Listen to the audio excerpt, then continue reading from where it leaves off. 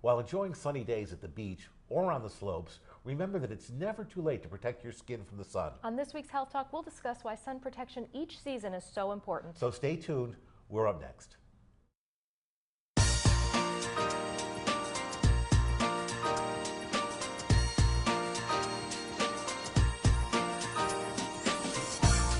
Hello, I'm Dr. Andrea Peterson. And I'm Dr. Eric Mazer. Today we're going to talk about sun protection with Dr. Kathleen Melendez. She's an internist with the Western Connecticut Medical Group. Thanks so much for joining us today, Kathy. Thank you for having me here. So, sun protection, it's so important, but maybe we can start by sharing with our viewers why is it so important? Basically, we don't tend to think or give the importance to skin, our largest organ, as we give to the heart, to the brain. And it is very important. We're seeing so many cases of skin cancer in the past few years.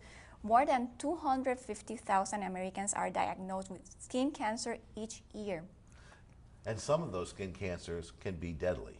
Yes. And we'll talk about that in a little while. But there's literally an epidemic of deadly skin cancer, isn't there? Definitely, definitely. Both the United States Department of Health and the World Health Organization have classified ultraviolet radiation as a proven human carcinogen, and it's something that we can prevent. It's interesting because I think our understanding of sun exposure has changed so much. I tell the story, but it's true. When my wife and I were first dating back in the 70s, everybody wanted to get tan, and we all sort of got out there with our reflectors, and she used to go to the top of her dorm with this big foil reflector and couldn't wait to be tan. And that was before we began to see this epidemic of skin cancers. We realized they're directly related. Definitely. People used to use, and they're still using tanning booth. Obviously now they have a special warning because they would think the only harmful ultraviolet radiation was the ultraviolet B, and tanning booth have ultraviolet A, but now ultraviolet A has been proven to also produce skin cancer. And tanning booth, for example, emit 12 times the intensity of ultraviolet radiation is 12 times more intense than the one from the sun. So how do you get a healthy tan? There's fake tan, spray tan. Spray tan. So tan's really, I think that's really, it's a cultural change. Maybe you want to say something. It really is. I think many years ago, people thought that being tan was culturally not as glamorous because sort of the workers in the field had tans, and that was a sign of not being upper class. The ladies at home were very pale, and then, as you mentioned, kind of in the mid-20th century, being tan was kind of thought to be very chic. Now we know it's actually quite dangerous. But I think you bring up a really important point, which is that any real tan is not safe. Tanning beds are not safe in terms of skin cancer or other effects. And a little burn is not safe, and a blistering sunburn is even worse. I know they've related the incidence of melanoma, which we're going to talk about, to the frequency of burning suntans, especially during teenage years, which is tragic. These are young kids who go on to get lethal cancers. We really haven't changed our culture, though, yet, have we? People are still want to be tan, and I don't know how we get that message out strongly enough that tanning is not healthy. Definitely, definitely. People underestimate the skin. That's what I think. They don't get checked. They go to their cardiologist, they go to the neurologist, but they don't go and see a dermatologist every year for a skin check. Yeah. I do think pediatricians, though, have done a really good job counseling parents to really protect their kids from sun overexposure, more so than when I was a kid or probably when you were a kid. And I think that's when I was a kid, there was change. nobody protecting us from sun exposure. That was just considered part of what we did. But it's really, I think we're beginning to understand that. Now, we also understand that exposure at younger ages is worse than exposure at older ages. So, as I mentioned, those blistering sunburns in teenagers have been directly correlated with the risk to melanoma, which we're going to talk about in a minute. And there are two kinds of skin cancer, aren't there? At least two, but two big ones. Yes, there's basically squamous cell carcinoma, basal cell carcinoma. Actually, 3 and melanoma, which is the one that can actually kill you, right? That's the most scary one, and the one that's associated with heavy sunburns when you were a child. Yeah, we have some pictures that we're going to bring up just to show. The squamous cell carcinoma is shown in yellow there, and basal cell cancer in blue, and those are minor cancers. I mean, they can be they can have Especially significant squamous. side effects if you don't remove them, but they're generally removable and you need to be checked. It's that thin turquoise group of melanomas that are so dangerous. And if you go to the next side there, the right side, you see that melanoma accounts for most of the skin cancer deaths. And melanomas are the ones that look like moles, only worse. So they can be a little bit tricky to diagnose. So there are some ways you can follow melanomas, which we'll talk about. But some people are at greater risk. Next slide. Some people are at greater risk for skin cancer than others, aren't there? Yes, people with fair skin, Northern Europeans, like we talk about family history of melanoma, tendency to sunburn, dysplastic Nevus syndrome, which will show a picture of that. And the best treatment for that is avoiding sun exposure. So the typical Northern European redhead who's got freckles and goes out and never tans, but always wears, those are exactly the people at risk for melanoma. Interestingly, a lot of the melanoma work has come out of Australia, which of course was where northern British people were originally imprisoned. So it's in the bright side. So it's really it's tougher for that group. People who are darker skinned have a lower but not zero risk. Exactly, because they tend to go underdiagnosed. So when they go to the dermatologist, they go for that mole check. It's many times advanced melanoma. And maybe we can show the next slide is actually the dysplastic Nevus syndrome. Tell us what that is, because I think that's something that's pretty common but unrecognized. Basically, people that have many moles in their body, irregular shapes, asymmetry also, which are characteristics. We'll go I would talk about them like melanoma. They should go to see their dermatologist regularly, have skin checks every 6 to 12 months, monitor the moles for changes, because these moles can So it doesn't mean having a few moles. Lots of people have a few moles, but they're talking about people with lots of them, particularly in areas that are not sun exposed. So you can see them, under the bathing suit. They tend to be large, they're sort of funny looking moles, and there's a very high risk of those transforming into melanoma, and they really need to be checked for a regular basis. And now everybody has moles, and I know when I was a little kid, I was terrified of my moles because I always figured they were all going to become melanoma. But moles are normal for all of us, but there are some ways to tell whether a mole is transforming, and we again have a slide of that. Well, the ABCDs, maybe you could, ABCDs, maybe you could say a few words about that. Yes, so basically things to monitor, right? Asymmetry, border irregularity, color, changing color, increased pigmentation in the middle, and a diameter of more than 6 millimeters. And for those of you that don't carry a millimeter ruler around with you, people say the head of an eraser head. Yes, most that's moles correct. should be about this size. So most moles, benign moles, have a single color. They have a nice smooth border. They're not big, and the borders are sort of smooth and round. And they're not changing. And they're not changing. And we have a few pictures of melanomas just for our viewers so they can see what bad moles look like. Now, not all melanomas come out of moles, but here you see a couple. The first one on the left is asymmetry. It's not a nice round or oval, but it's got an irregular border, it's got some irregular color. The one on the right shows some irregular color. Certainly if you have a mole where you get a dark spot in it that expands, that's something you'd worry about. And the next slide, I think, the next slide will also have some other changes which are typical. So people should watch their moles. Here you see, again, different levels, irregular borders, different colors, and certainly change in any mole is something to be aware of. And it's always better to have it checked out, resected, checked out, and then just leave it there. That doesn't mean every mole on your body should be cut off. That's for sure. And I think it's important to say, sometimes the beginnings of the changes can be rather subtle. So if you have any concerns about it, get it checked out. Have a low threshold to get any change or concern about anything on your skin checked out. And sometimes it really is very valuable to have regular checks by certainly somebody who's the very risk group skilled there, at that. and then the dermatologist will often take pictures. Yes, they monitor the size, they keep track on your records, which is something that no matter how much you check yourself, they look at your scalp, they look at hidden areas. Right. So it is very important. Same way that you go to your primary care physician for a physical, go to your dermatologist for a skin check. Now, how about sunscreen? That's sort of the way to get outside, and certainly available all over, different numbers. waterproof, not waterproof. Tell us about how to use sunscreens, if we should be using sunscreens. Oh, we definitely should be using sunscreen. But yes, it can be confusing because you see sunscreen, different types of SPF, you see broad spectrum. So basically SPF stands for sun protection factor. And it is the theoretical amount of time that you can stay in the sun without getting sunburn. For example, an FPS of 30 means that you can stay in the sun 30 times longer without getting burned than you could without any sun protection. Of course, many factors to take into account. If you're going to be sweating or swimming, you should reapply your sunscreen immediately. Even if you're using water resistance, because there's nothing waterproof.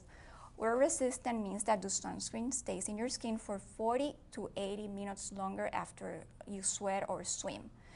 You should reapply it no matter what every 2 hours. Wow. And we were talking before the show, that's a lot of sunscreen. If you do it properly, right. Yes. you're talking about a lot of sunscreen. You should, so the proper amount to use would be 1 ounce, which is equivalent to the palm of your hand. And do that like every 2 hours. So if you're on the beach for 8 hours, you're gonna go through, I would say, at least like a bottle of sunscreen. People also should remember to wear sunscreen, to apply it behind their ears, scalp, nose, feet. Use SPF, lip balm with SPF. Also, so we talk about water resistant, broad spectrum. It's also very important that covers you against ultraviolet rays A and B. Look for ingredients like titanium dioxide or zinc oxide. That's very important. And what about other ways to protect yourself from the sun, like clothing? Is that helpful and effective? Yeah, so dark colors tend to be more protective than light colors. Same for tightly woven fabrics. They protect you more than loose garments. And if you're wondering how effective your clothes are protecting you from the ultraviolet radiation, just hold it against the sun. If you see light passing through, you know that ultraviolet radiation will pass through it too. What about the SPF protected clothing? So yes, there are several brands that sell clothing with something similar to SPF, which they do have some different numbers, like a rating, and the higher the number, the more effective those clothes are protecting you against the radiation. It's funny, we'll use that on our kids. You know, we'll buy it for our kids, but we tend not to buy it for ourselves. Exactly. And I think, you know, a wet T-shirt doesn't give you much sun protection. And I think people think that it does, but it does, because you can, that they're translucent. I think the other thing that we are better about often having our kids wear than we as adults are hats. And hats are very important. You already mentioned, you know, skin cancers can occur on the scalp, and they can be harder to detect because you're not looking at the top of your head. So hats and sunscreen in exposed areas of your scalp can be really important. But just shade, finding shade under an umbrella or under a tree or whatever's on the beach. Exactly, especially, you know, between 10 to 4 p.m. That's when the ultraviolet B radiation is more intense, from April to October. Yeah, I think people forget in the spring that April the sun is very high in the sky then, so it may still be cool, but if you get out there and you're getting a sunburn or a suntan, you can get a lot of sun. And it's just as risky in April, let's say May, June, as it is in August. Exactly. And I don't want us to forget our eyes. Yeah, I was going to bring that up too, I agree. Our eyes is extremely important, isn't it? Yes, definitely protect your eyes. Wear sunglasses with special ultraviolet protection. Because you can get also cataracts, right? That's another way the sun can affect us. And some people think macular degeneration and even ocular melanoma may be related to sun exposure. So I think protecting your eyes, protecting your skin, protecting yourself, very, very important. Definitely. That's such an important message for our folks out there. Thank you very much. Thank you so much for all the practical tips you brought as well. We really appreciate it. This has been a great show. Very timely and very important. That's all we have time for today. We want to thank our guest, Dr. Kathleen Melendez, for coming on our show, sharing these wonderful advice, and keeping our people safe. Absolutely, so important, and we'll see you next week on Health Talk. Remember to protect your skin and your eyes. And your eyes.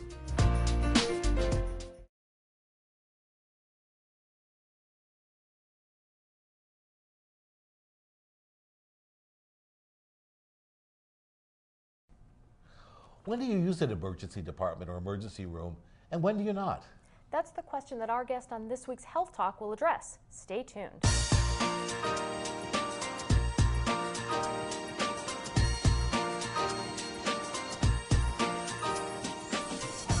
Hello, I'm Dr. Eric Leeser. And I'm Dr. Andrea Peterson. Today on Health Talk, we're going to talk about when to use an emergency department with Dr. Kathleen Melendez. She's an internist with the Western Connecticut Medical Group. Thank you for joining us, Kathleen. Thank you for having me here. This is such an important question. Emergency rooms are great places with enormous capability, but they're also a source of frustration for patients. And I think there's a lot we can teach people about when to use an emergency room for your care and when you should go somewhere else. So give us some general feeling for that, if you will. Yeah, definitely. I think emergency rooms are a great resource. They're open 24 hours a day, 365 days a year. They have special equipment to deal with any type of emergency, but they're also very expensive. Like an emergency room visit can cost at least 2 to 3 times more than going to your primary care office or to an urgent care. So we need to make sure we're using it. Why are they so much more expensive? I know people do that and they complain about emergency department bills all the time. But there's a legitimate reason. Why are they so expensive? Basically, the care that you provide, the equipment that you have, the staff, it's more qualified staff to deal with emergencies. Versus primary care, it's a different type of setting. And emergency rooms have to stay open all of the time, so they have to be fully staffed and open and running all the time, and all of that contributes to the overall It's cost. not even just the emergency room. The emergency room provides a depth of diagnostic services, so they have to have a CAT scan, an MRI techs, radiologists to read those films, an active laboratory, somebody to read those labs, senior physicians. So I think what people don't understand is a walk-in or a primary care physician doesn't need that plethora of backup, but because you're dealing with potentially life-threatening diseases, you've got to have enormous depth. If you need a cardiologist at 3 a.m., an emergency room can get you one. A walk-in can't. And that's the other difference, is the immediacy of it. So you may be able to get an x-ray at a walk-in center or get labs done, but you often don't get that result from the radiologist or from the lab right away. The emergency room is set up such that if you really need that result immediately, you can get it. So they're really meant to be life-saving care for major illnesses and not, here's a rash. Exactly. So maybe you can, with that, really help our viewers know what kinds of things really constitute an emergency.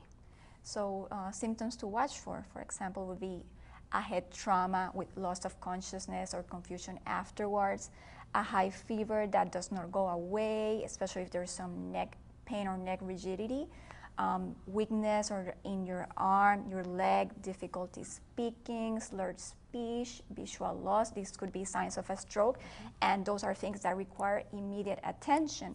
Chest pain, which could be a heart attack, shortness of breath, coughing of blood, an allergic reaction, which would, especially if it involves tongue or lip swelling, severe abdominal pain or any type of severe pain, broken bones, suicidal or homicidal feelings or thoughts too, because sometimes we don't think about psychiatric emergencies, but that's something that is really important. Exactly.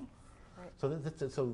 And what I do want to emphasize, a couple, we should emphasize both, I think, chest pain and symptoms of stroke, because the earlier, the quicker you get the care, the better the outcome. Definitely, and you shouldn't go, if you're having these symptoms or if you're in doubt, just go to the ER, because if you go to an urgent care or your primary care physician's office, you're going to be sent, and time is valuable in these times of situation. You have a window period. Absolutely. Right, and what are the symptoms of a heart attack that you would want to go directly to the emergency room to evaluate? Chest pain, sometimes left-sided chest pain radiating to your arm or to your jaw, severe shortness of breath. Sometimes a heart attack can manifest as nausea or gastrointestinal symptoms. And remember, women don't have often don't have typical symptoms, the same symptoms as men. I shouldn't even say that. And the pain is often pressure. So a lot of times when we see people in the hospital, they say, well, it wasn't pain, but it felt pressure, it felt heavy, so it doesn't have to feel like a knife for it to really be your heart. Do we understand why women have different symptoms or don't have the same symptoms as men of impending heart attacks? It's basically our physiology. Same as diabetics. Diabetics also, they tend to have silent heart attacks. Many times I have some patients that are diabetics, and we do an EKG and we find like an old heart attack that they were not even aware of. But I think chest discomfort and possible heart attack, if there's any question, you should go to an emergency department. I think a lot of people are afraid that they'll get there and it'll turn out just to be indigestion and that people will laugh at them or think that, and that's just simply wrong. That we want people in for those symptoms, because if you're having a heart attack, it can often be stopped and reversed there in the emergency department. And it's very time sensitive. Exactly. You know, so don't be embarrassed to go. We had one young woman on the show. I don't think this may have been before you, Andrew. She was a young woman, probably in her 30s, and she had a rare kind of heart attack where the vessel in the heart literally split and clogged off. And she was a bright young woman, and she couldn't believe she was having a heart attack. So she was on the internet. She was looking it up. She was looking it up and seeing, and then everything she read, it sounded like a heart attack. But just go. Just go. And actually, And do don't you go drive in your yourself. own car? No. Said the same thing. That's true. Don't drive yourself. That's also very important. Even if you're feeling okay, you never know what can happen. So you should definitely call 911. Yeah, and one of the different things is that now the emergency room in many ways comes to you, because the ambulances are not just simply cars with a siren. They are little mini intensive care units. Absolutely. Yes. So if you, in fact, this woman did arrest in the ambulance and they were able to bring her back 100%. Right. What many people don't realize is that ambulances with paramedics, they can call into an emergency room. They can often transmit information to an emergency room in real time, and they can get orders from those emergency room doctors about how to treat the patient. So the paramedics can really initiate life-saving therapy from the get-go, and that can make all the difference. So it's really important when you think you're having chest pain, a possible heart attack, or a stroke, to really call 911. And maybe you listed some of the symptoms, but maybe for our viewers, because it's so important, you can again talk about some of the warning signs of stroke. Definitely. Numbness or weakness in your arm, leg, facial droop, slurred speech, difficulty getting words out, sometimes loss of vision. And many people, they don't go to the ER because the symptoms last for a few minutes, they go away and they think they're fine. No, you should still go to the ER if you even if the symptoms resolve after 3 minutes. This is a warning sign that a stroke may happen, and again, there are things that can be done to help prevent a stroke. Right. Now, And on the other side, ahead, sorry to interrupt, if you see someone having those symptoms, you need to make sure they get to an ambulance and they get to the emergency room, right? Sometimes people don't recognize in themselves that they are not able to make sense or they're not communicating correctly. So it can be very important for someone around the actual patient to make that call. Definitely. Now, how about things that people should not be going to emergency rooms for that you see all the time as a primary care doc? Earaches, uncomplicated urinary tract infections, like just burning when you're urinating, like cough, flu, mild colds. Sometimes I've seen patients go to the ER, patients that don't have a primary care physician for medication refills. They need their blood pressure medication, so they go to the ER. They've had some knee pain for a few months, and then they decide they want an x-ray now, and they go to the ER because they know they will get that test done at that time. So any chronic symptoms really are not best handled in the emergency department. Typical flu, but flu or colds can get serious. But Yes. So what would be the threshold where you'd say, okay, this is serious enough, I'm going to send you? High fever, that does not go away with Tylenol or Advil. Shortness of breath, and just listen to your body. Feeling physically ill that you cannot wait to see your primary care physician. Rigors, severe chills. Yeah, rigors or shakes. Exactly. Those are things that will warrant immediate attention. If you think this is something, your symptoms that can wait, that you would just go to your primary care physician, but your primary care physician is not available or it's too weakened, you should consider going to an urgent care too. These centers, they don't have the special equipment that an ER has to handle all major medical emergencies. Yeah, I think it's worth emphasizing. Yeah, they don't have the instant access to lab. They have some X-ray. They may have no access to specialists. Exactly. So it's you're dealing with a very different ability to diagnose and treat diseases, but that doesn't mean you can't handle early flu, a cold, a strep throat, sinusitis, urinary tract infection, etc. Right. Exactly, even minor cuts that will require stitches, you can go to an urgent care. And they have extended hours, many of them are open during the weekends. So you don't have to go to the ER for a minor thing if you cannot get in to see your primary care physician. There are many options. And one of the benefits to the urgent care centers may be that you may have to wait less time than for an emergency room. Isn't that right? Definitely, like patients sometimes in the emergency room get frustrated because it's not by the time, it's not on like an appointment, or you don't get seen in the order that you arrive. You get seen by how ill you are. So the patient with chest pain, the patient with stroke symptoms will definitely be seen before something less urgent like an earache. So you can be waiting there 4 or 5 hours at least. Right, so the people that are sickest get treated first. Emergencies, true emergencies, get taken care of. It's not like waiting for a table at a restaurant. It's not first come, first served. But how about the insurance issues that come up? People who don't have insurance, so they can't be seen at a primary care office. They can't be seen at a walk-in that won't take care of them unless they're paying. What do we do with them? Because they need care, and emergency rooms have to treat everybody who walks in the door. Exactly. So there's they have the federal mandate that they cannot deny treatment to patients even if they cannot pay.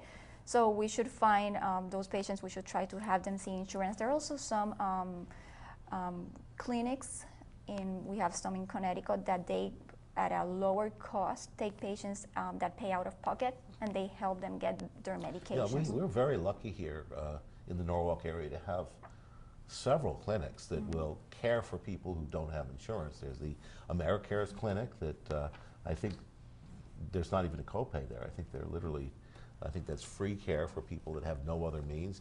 There's the Norwalk Community Health Center, which provides primary care at greatly reduced rates based upon people's ability to pay. And so even there, people should get some sort of a primary care follow-up at one of these centers rather than depend on the emergency room. Exactly. I think it's, it's important, if you're able, to really try to seek out an option that may work for you. Have a primary care doctor, and that way, especially getting back to some of the chronic conditions, are much better served in a primary care kind of setting. And when they're open, you can also, most of these places can accommodate walk-ins for a quick evaluation. So you don't have to wait as long. Plus, you're getting to a place where they have all your records. There is a misconception that everybody has all the records for every patient everywhere. Maybe you could say something about that. Definitely not.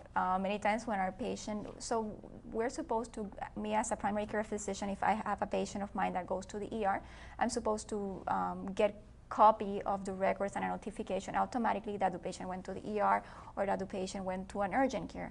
This doesn't happen. Many times we do not find out that the patient was in at the urgent care. So we have to request the records once the patient comes to see us. So even though we have computers and all of this interconnectivity, I think it's really important to emphasize we're not there yet. It's not Exactly. yet. Exactly. You know, someday, yes, but it's a complex issue, and generally, if you go to a different location, that location doesn't talk to the, unless you're related in a corporate way, I guess, as your practice is to the Duquesne walk-in. Yes, definitely. So that's very convenient because we have our walk-ins in Western Connecticut Health Network. So we have the same electronic medical record system. So if one of my patients, I cannot see them, or the patient goes to the walk-in during the weekend, I can see the records automatically. So that's probably worth a discussion with your primary care doctor as well. Excellent. So thank you. Thank you so much Sorry for this we've run out of time. information. It's a very important topic.